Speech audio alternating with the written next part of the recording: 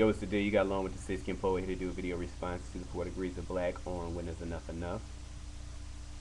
And I think everybody got to make that decision on their own. But sometimes people need a little push to understand when enough is enough.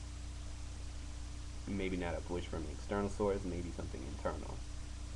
But I think people need to analyze themselves. I kind of agree with Pat because I think just nowadays people are really wild with what they think that you should accept in a relationship. But what I do, and I think if people ask me my advice on relationships, I always say that you got to do the scale. You have to look at your level of happiness, content, uh, your ability to be content in your situation and say, okay, you got the person you're dealing with on one end, and you got yourself. Does that person balance you out, or is that person bringing, this much to your situation? And if you feel like it's anything where the person is a weight, and the person is like,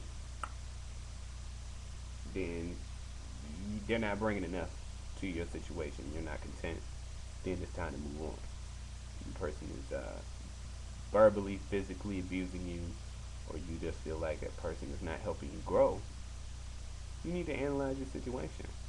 I mean, you staying in a situation with somebody who's not bringing anything to you and just taking away, that that's what we call a stagnant situation.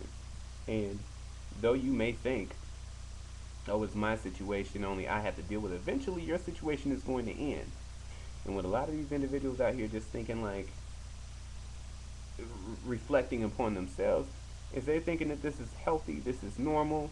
In the next relationship that they deal with, they're going to take all that baggage and then they're going to move it, and the other person is going to have to deal with it. And I know that because, you know, I think that I deal with people that are like that, and I know that they just carry baggage around that other people eventually have to deal with. So that's why so many people are just turned off um, when thinking. Obviously, when enough is enough, they just do. But you have to really think, like, when you're in a relationship, you actually stimulate a person to think, okay, well, I'm still in a relationship, and I can still be like this, so this is acceptable.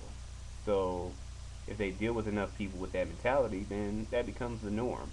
And I think that's so dysfunctional when it comes to people because I'm just intolerant. But I think the difference is with me, I'm not really trying to aggressively date. I don't try to meet people. I think if I do, it's cool, and I don't really, and I've been told I don't really show a lot of interest or whatever. But I have reason not to, because I already know that a lot of people have baggage and they carry it around, including myself. But the difference is, even though I have that, I don't put it off on people.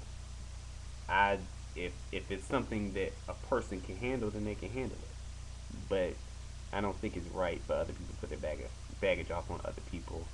If you're not expecting it or you didn't ask for it, then that's just not something that you do. And so I kind of agree with Pat on that one strike system.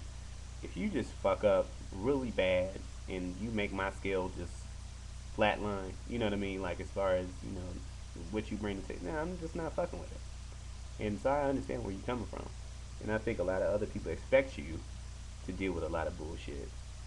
But that's not my job.